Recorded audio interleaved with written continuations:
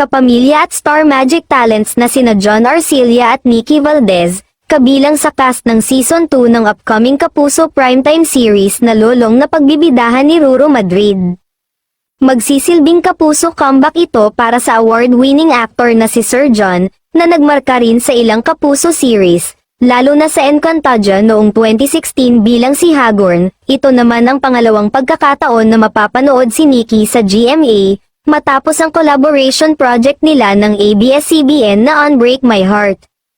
Nagsalita at nilinaw na ang Star Magic pa rin ang may hawak sa kanilang mga career at may basbas ito ng pamunuan upang may bahagi pa sa viewing audience ang kanilang husay sa pag-arte.